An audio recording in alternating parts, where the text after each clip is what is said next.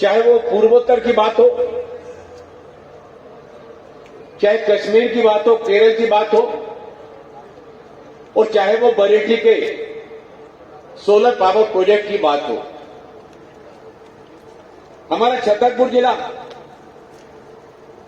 आकांक्षी जिलों में शामिल किया गया, एस्पिरेशनल डिस्ट्रिक्ट में शामिल किया गया।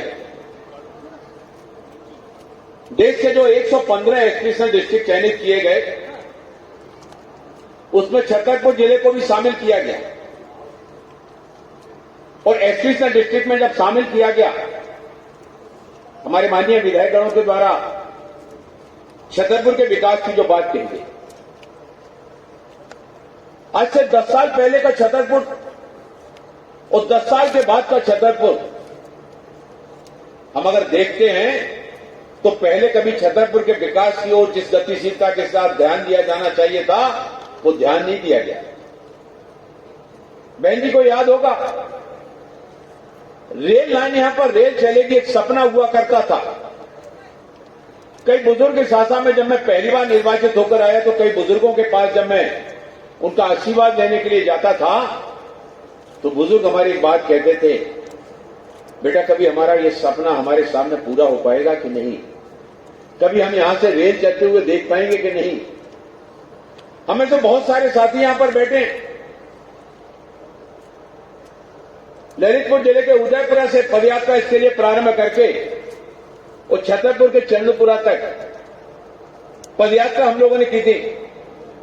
लगातार इस विषय को लोकसभा में, चाहे वो रेल बजट की बात हो, चाहे उसको 377 के माध्यम से, 0 वर्ष के माध्यम से, ध्यानाकर्षण के माध्यम से, प्रश्न के माध्यम से, लगातार मैं उसको उठाता चला आ रहा था। और उसके बाद न केवल रेलवे लाइन डली, रेल लाइन डलने के बाद जितने स्थानों से आज छतरपुर में से, चाहे वो इलाहाबाद जाने की बात हो, वाराणसी जाने की बात हो, अहमदाबाद जाने की बात हो, इंदौर जाने की बात हो, उज्जैन जाने की बात हो, मथुरा जाने की बात हो, कुरुक्षेत्र जाने की बात हो, और बीच में एक दिन है, आज 10 तारीख है, परसों 12 तारीख है। हिंदुस्तान के गिने चुने स्थानों पर वंदे भारत ट्रेन प्रारंभ हुई है, लेकिन ये छतरपुर के लिए सौभाग्य की बात है कि परसों से वंदे भारत ट्रेन का शुभारंभ हमारे खजुराहो से प्रारंभ होकर दिल्ली तक के लिए ये सुविधा का लाभ हमारे क्षेत्रवासियों को मिलने जा रहा है। आज की सबसे सर्वाधुनिक सुविधाओं से युक्त जो ट्रेन है वंदे भारत ट्रेन, ये वंदे भारत ट्रेन भी आज बुंदेलखंड के हमारे क्षेत्र से होकर जाने वाली है। छतरपुर में आप लोगों ने देखा कि वहां पर स्टेशन पर उसको अमृत भारत आदर्श स्टेशन योजना में शामिल किया गया है। विकास का काम तीव्र गति से छतरपुर स्टेशन पर चल रहा है। लाल पत्थर राजस्थान के वो वहां लगाए जा रहे हैं, जालीदार पत्थर वहां पर लगाए जा रहे हैं। स्टेशन अकेला नहीं, बल्कि टीकमगढ़ छतरपुर संसदीय क्षेत्र के 5 स्टेशनों को अमृत भारत आदर्श स्टेशन योजना में शामिल कराया गया, जिसमें छतरपुर, टीकमगढ़, हरपालपुर स्टेशन, ओरछा स्टेशन और निवाड़ी स्टेशन, ये 5 स्टेशनों को अमृत भारत आदर्श स्टेशन में शामिल कराया गया। 2014 के बाद यही तो परिवर्तन आया है। बुंदेलखंड के हमारे आदर्श स्टेशन योजना में 5-5 स्टेशन, और जब ये काम पूरा हो जाएगा, छतरपुर स्टेशन पर जब वो व्यक्ति बाहर से आएगा, स्टेशन पर उतरेगा, स्टेशन से उतरकर जब वो बाहर आएगा, महाराजा छत्रसाल जी की प्रतिमा भी वहां पर लगाई जाएगी। बुंदेलखंड के गौरव, हम सभी बुंदेलखंड वासियों के गौरव महाराजा छत्रसाल जी। स्टेशन पर आने वाला हर व्यक्ति महाराजा छत्रसाल जी का स्मरण करेगा। ये प्रतिमा जहां छतरपुर स्टेशन के बाहर लगाई जाएगी, वहीं टीकमगढ़ स्टेशन के बाहर भी महाराजा छत्रसाल जी की प्रतिमा वहां पर भी लगाई जाएगी। हमारे युवा विधायक भाई अरविंद पटेरिया जी ने, हमारे बबलू शुक्ला जी ने, कि पानी और बिजली ये किसी भी क्षेत्र के विकास के लिए आवश्यक होते हैं। मैं इस अवसर पर श्रद्धेय अटल बिहारी वाजपेयी जी का स्मरण करना चाहता हूं। उनके द्वारा सबसे पहले नदियों को आपस में जोड़ने की योजना बनाई गई थी। जब वो देश के प्रधानमंत्री थे, उन्होंने नदियों को आपस में जोड़ने की योजना बनाई थी और उस योजना में केन बेतवा नदी को पहले चरण के पहले फेज में लिए जाने का काम किया गया था।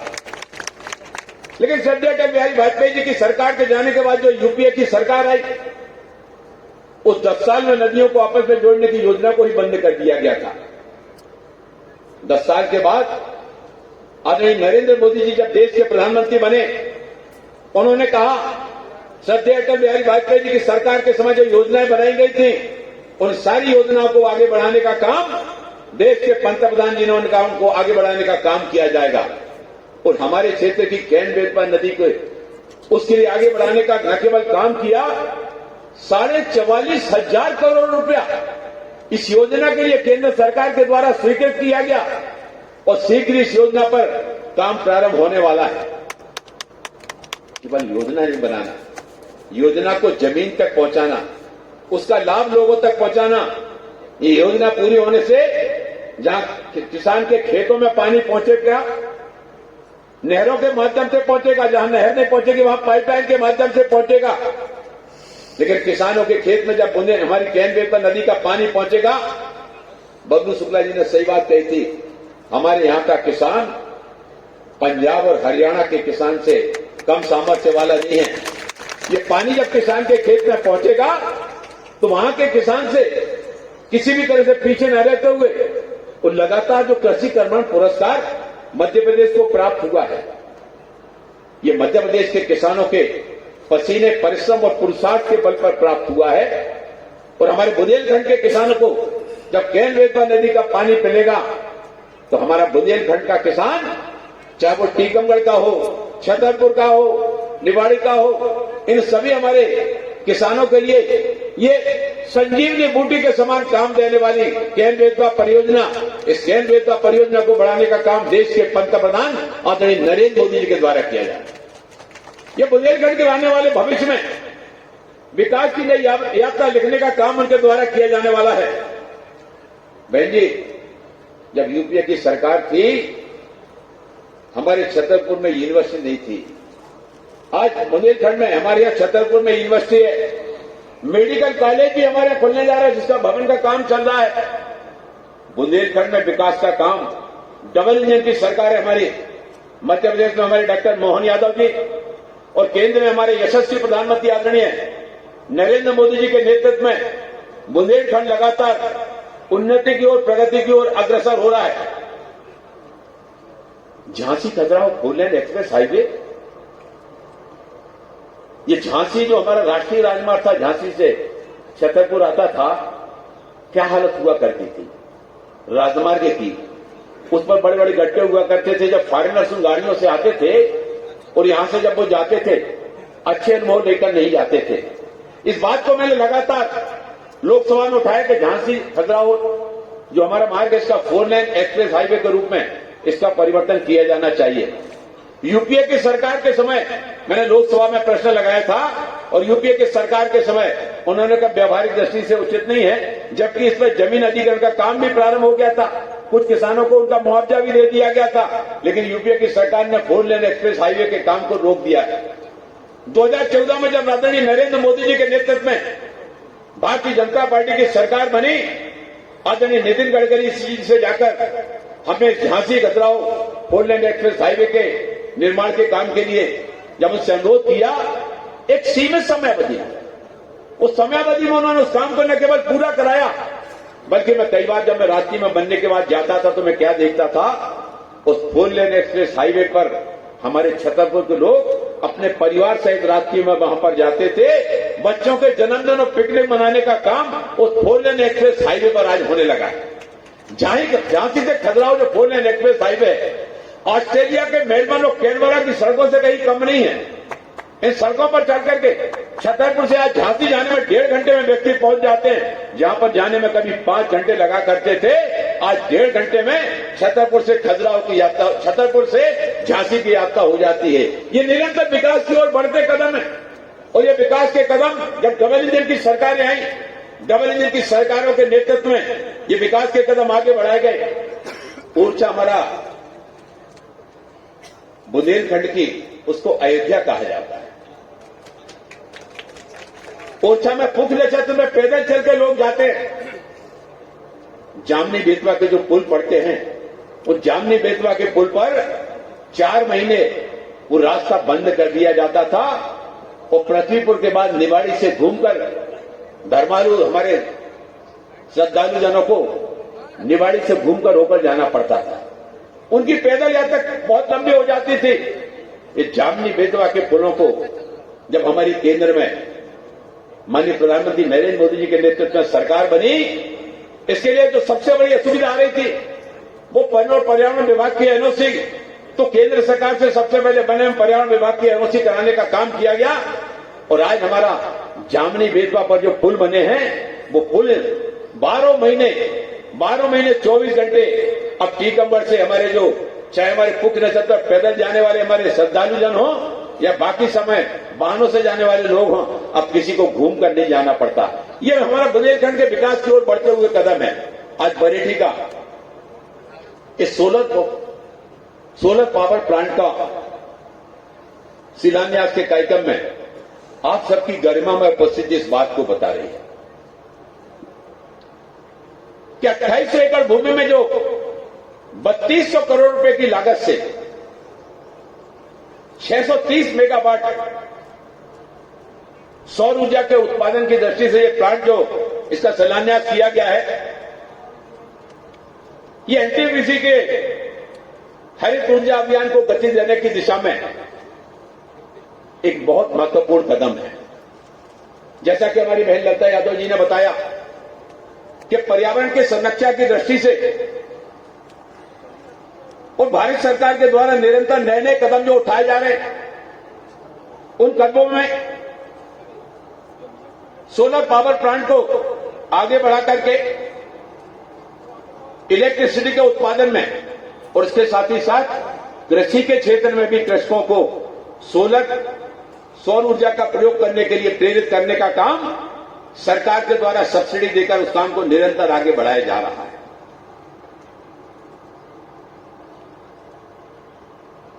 माननीय हमारे सभी विधायकों ने एनटीपीसी के संबंध में अपनी बात रखी। हमारे ऊर्जा मंत्री सम्मानीय आरके सिंह जी, मैं उनका हृदय की गहराइयों से धन्यवाद देना चाहता हूं। वो हमारे बहुत अच्छे मित्र भी हैं। हमारी उनसे लगातार इस संबंध में चर्चा होती रहती थी और जब केंद्र सरकार में हम लोग साथ साथ बैठते हैं तो एक दूसरे के विभागों की जो आवश्यकता होती है उनके साथ में सहयोग करते रहते हैं। मैं उनसे लगातार इस बात की कि हमारे छतरपुर जिले का बरेठी का जो एनटीपीसी का प्लांट है, उसमें वन और पर्यावरण विभाग की सबसे बड़ी कठिनाई आ रही थी।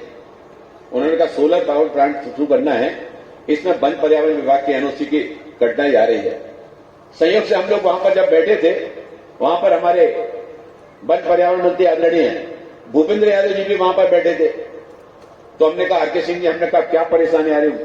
तो बोले वो वन पर्यावरण विभाग की असुविधा आ रही है। जितनी दूर पुष्पेंद्र प्रताप सिंह जी बैठे थे, हमने कहा आइए। हमने कहा हम आरके सिंह जी को लेकर भूपेंद्र जी के पास गए। हमारी भूपेंद्र यादव जी से कहा, हमने कहा आपके रहते हुए हमने कहा इतना सा हमने कहा काम नहीं हो पा रहा। तो उन्होंने कहा भाई साहब ये हमारे पास उस पर पोर्टल पर डलवा दे, मैं इसको तुरंत करवा दूंगा। और फिर माननीय आरके सिंह जी के द्वारा उसको पोर्टल के माध्यम से भेजा गया। वहां से वन पर्यावरण विभाग की स्वीकृति हुई और पिछले सप्ताह जब मीटिंग के बाद जब हमने माननीय आरके सिंह जी से कहा तो उन्होंने कहा कि बीरेन जी आप तारीख बता दीजिए। बोले आप किस तारीख में रहने वाले हैं? उस तारीख में बरेठी के सोलर पावर प्लांट का और शिलान्यास का कार्यक्रम करवाए देते हैं। तो मैंने उनसे कहा कि 10 तारीख को ये कार्यक्रम हो जाएगा तो ठीक रहेगा, क्योंकि इसके बाद हमारी भी व्यवस्था है, आपकी भी व्यस्तता है और व्यस्तता के चलते फिर आचार संहिता भी प्रारंभ हो जाएगी। तो उन्होंने कहा कि ठीक 10 तारीख को।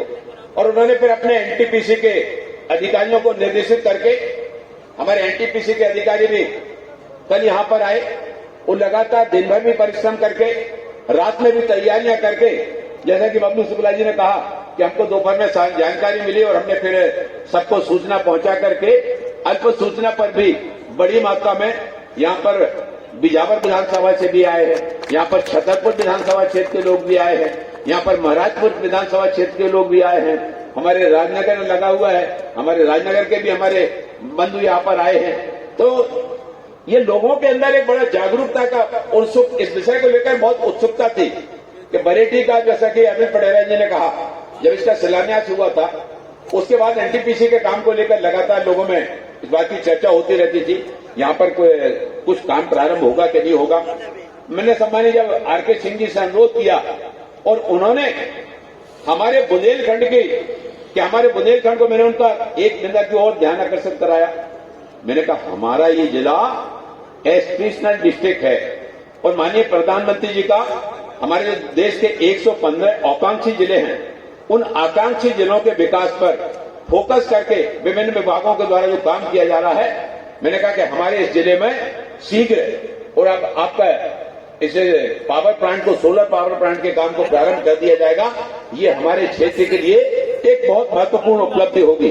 और आज मैं देख रहा हूं कि यहाँ पर आप सबकी गरिमामय उपस्थिति में हमारे सम्मानीय energy minister R K Singh ji कुछ ही समय के पश्चात वीडियो कॉन्फ्रेंस के माध्यम से हमसे जुड़ेंगे और जुड़ करके इस सोलर पावर प्लांट का शिलान्यास करने का काम उनके द्वारा किया जाएगा।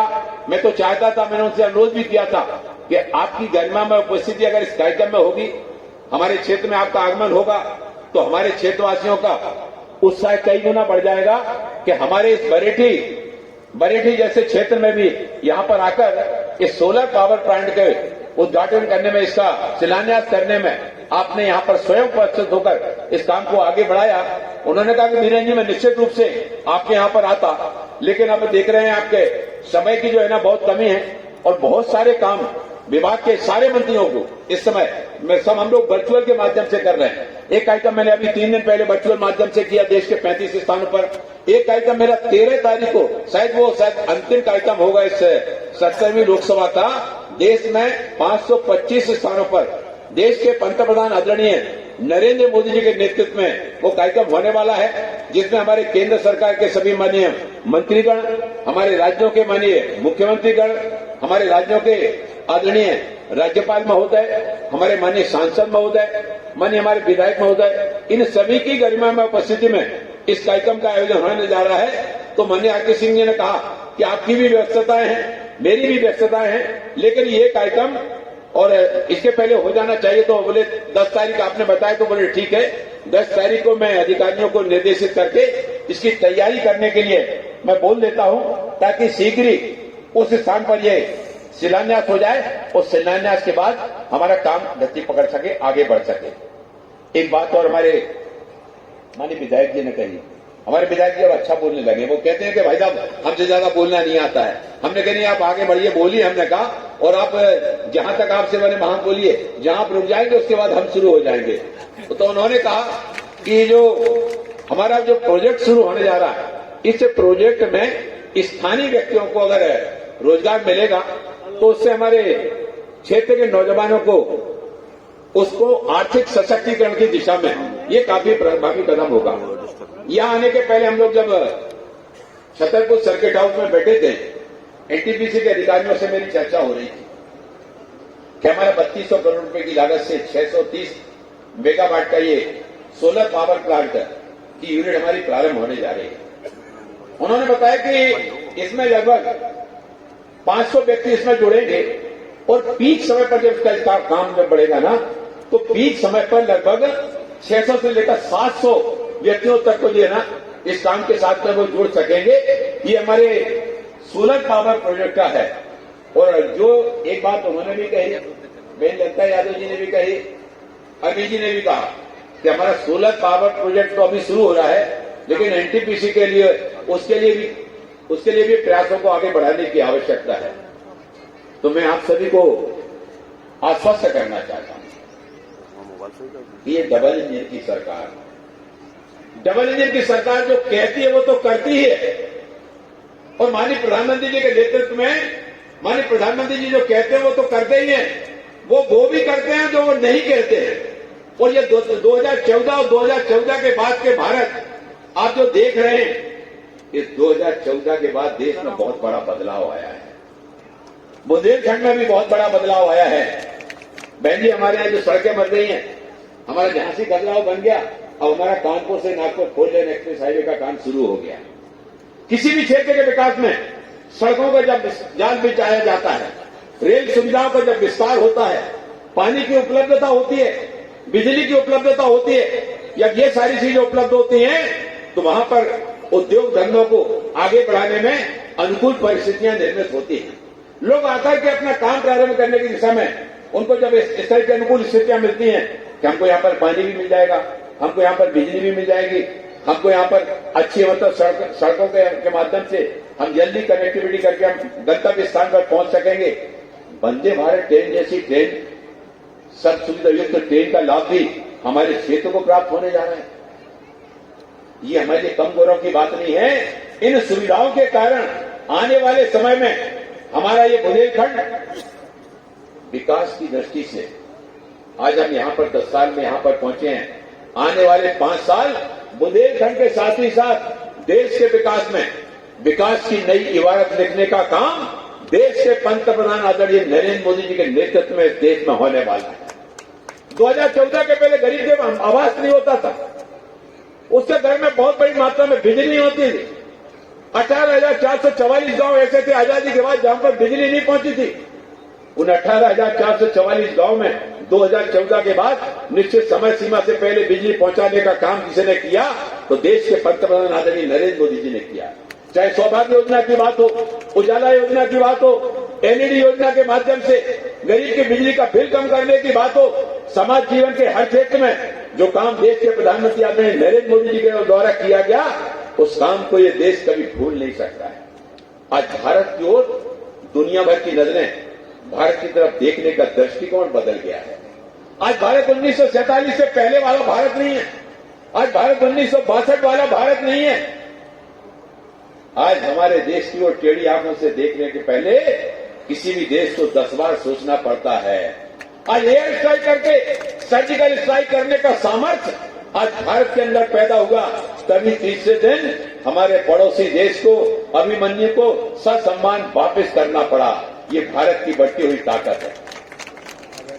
और आदरणीय प्रधानमंत्री जी क्या कहते हैं? बोले मैं कुछ नहीं कर रहा। वो कहते हैं आप सब लोग हमारी ताकत हैं और आपकी ताकत के कारण ही जब भारतीय जनता पार्टी के 282 सांसद चुनकर के केंद्र में गए, माननीय प्रधानमंत्री नरेंद्र मोदी जी देश के पंतप्रधान बने, उसके बाद दूसरी बार 303 सांसद 19 के चुनाव में गए, माननीय प्रधानमंत्री जी दूसरी बार तक देश के प्रधानमंत्री बने।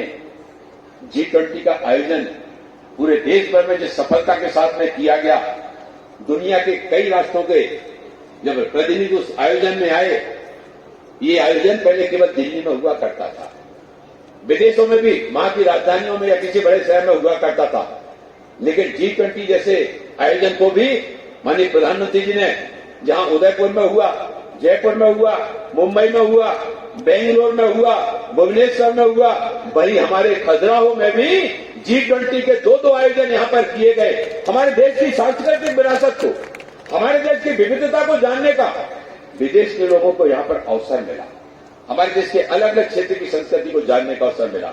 और जब G20 के सफल आयोजन के बाद जब वो अपने देश के लिए वापस जाने लगे तो वो कहने लगे, माननीय प्रधानमंत्री नरेंद्र मोदी जी ने G20 के आयोजन को इतना चुनौतीपूर्ण बना दिया कि अब हमारे देश को जब अध्यक्षता करना पड़ेगी, इस बार भारत ने अध्यक्षता की थी, जब आने वाले समय में दूसरे देशों को जब G20 की अध्यक्षता करनी पड़ेगी तो बोले हमको अब सोचना पड़ेगा कि हम भारत ने इतना अच्छा आयोजन किया है, हम इतना अच्छा आयोजन कैसे करें। आज भारत के प्रति देखने का समूची दुनिया का दृष्टिकोण बदल गया है। भारत आज हर क्षेत्र में, चाहे स्वास्थ्य का क्षेत्र हो, चाहे नई शिक्षा नीति का क्षेत्र हो, चाहे वो कृषि का क्षेत्र हो, चाहे दवा निर्माण का क्षेत्र हो, चाहे मोबाइल उत्पादन में दूसरे नंबर की ताकत बनने की बात हो, चाहे स्टील के उत्पादन में सारी दुनिया में दूसरे नंबर की ताकत बनने की बात हो, चाहे कृषि के क्षेत्र में सर्वाधिक खाद्यान्न उत्पादन करने वाले 10 देशों में तीसरे नंबर पर आने की बात हो, चाहे हमारे सुरक्षा उपकरणों के क्षेत्र में, सुरक्षा उपकरणों में पहले हम जर्मनी के ऊपर निर्भर हुआ करते थे, अमेरिका के ऊपर निर्भर हुआ करते थे, हम रूस के ऊपर निर्भर हुआ करते थे।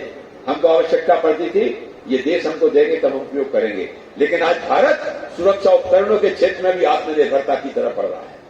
आज पनडुब्बी हमारे देश में बनाई जा रही है, आज लड़ाकू विमान हमारे देश में बनाए जा रहे हैं। 200 नए से सुरक्षा उपकरण जो विदेशों से आयात होते थे, उनके आयात पर प्रतिबंध लगा करके सुरक्षा उपकरणों के क्षेत्र में जब निवेशकों को आकर्षित किया गया, आज वो 209 सुरक्षा उपकरण भी भारत अपने देश में बनाएगा। हमारे जिलाध्यक्ष जी ने जो बात कही, माननीय प्रधानमंत्री नरेंद्र मोदी जी ने कहा 2047 में भारत को विकसित राष्ट्र बनाने का विजन लेकर जो आदरणीय प्रधानमंत्री नरेंद्र मोदी जी चल रहे हैं, उस सपने को साकार करने में सब समाज को लिए साथ में आगे है बढ़ते जाना, सबका साथ, सबका विकास, सबका विश्वास और देश को आत्मनिर्भर बनाने में सभी का सामूहिक प्रयास। उन सामूहिक प्रयासों में बिजली के क्षेत्र में भी और हमारे देश को आत्मनिर्भर बनाने का जो कदम बढ़ाया गया, 2000 मध्य प्रदेश में डबल इंजन की सरकार और मध्य प्रदेश में भारतीय जनता पार्टी की सरकार आने के पहले दृश्य क्या हुआ करता था। बिजली आती कम थी, जाती ज्यादा थी, आती कम थी, जाती ज्यादा थी। आज हम हर क्षेत्र में आत्मनिर्भरता की तरफ बढ़ रहे हैं। बरेली का ये हमारा सोलर पावर प्लांट बुंदेलखंड की पहचान को आगे बढ़ाने में एक महत्वपूर्ण मील का पत्थर साबित होगा, विकास की गति को आगे बढ़ाने में और आगे बढ़ेगा। हमारे माननीय ऊर्जा मंत्री आर.के. सिंह जी, वो शीघ्र हमसे जुड़ने वाले हैं, मैं उनका धन्यवाद करना चाहता हूं और उनके साथ ही साथ हमारे देश के पंतप्रधान आदरणीय नरेंद्र मोदी जी, जिनके नेतृत्व में हम सभी अपने अपने विभागों के माध्यम से समाज के बीच में जाकर के और केंद्र सरकार की और राज्य सरकार की योजनाओं को ले जाकर के सब समाज को लिए साथ में आगे बढ़ते जाना। 2047 में भारत को विकसित राज्य बनाने का जो विजन लेकर चल रहे हैं, उसमें सभी का साथ चाहिए। 2 कदम समाज चले, 2 कदम समाज चले, 2 कदम सरकार चले और जब हम कदम से कदम आगे मिला करके जब हम आगे बढ़ेंगे तो हमारा देश वैश्विक स्तर पर, ग्लोबल स्तर पर, आज हम आर्थिक दृष्टि में 11वें नंबर से हम 5वें नंबर की छलांग हमने लगाई है। आने वाले समय में हमारा देश 5वें नंबर से हम 30वें नंबर पर भी पहुंचेंगे और हम ऐसी शुभेच्छाओं के साथ में कि हम सब एनटीपीसी का जो हमारा हरित ऊर्जा अभियान की गति देने का जो कदम आगे बढ़ाया गया है, उस दृष्टि से बरेली के सोलर पावर प्लांट के आयोजन में जो भी हमारे बंधु यहां पर आए, उन सभी का मैं हृदय से आभार धन्यवाद देता हुआ, हमारे प्रिंट मीडिया, इलेक्ट्रॉनिक मीडिया के हमारे साथी बड़ों का भी आभार धन्यवाद देता हुआ, इस आशा और विश्वास के साथ में ये जो कदम हमने आगे बढ़ाया है, ये कदम नहीं रुकाना है और आगे ही बढ़ते जाना है। एक लाइन के साथ मैं अपनी वाणी को विराम दूंगा कि बुलंदबादों की बस्तियों को लेकर हम क्या करेंगे, बुलंदबादों की बस्तियों को लेकर हम क्या करेंगे, हमें हमारी जमीन दे दो, आसमां को लेकर क्या करेंगे। बहुत बहुत आभार, बहुत बहुत धन्यवाद।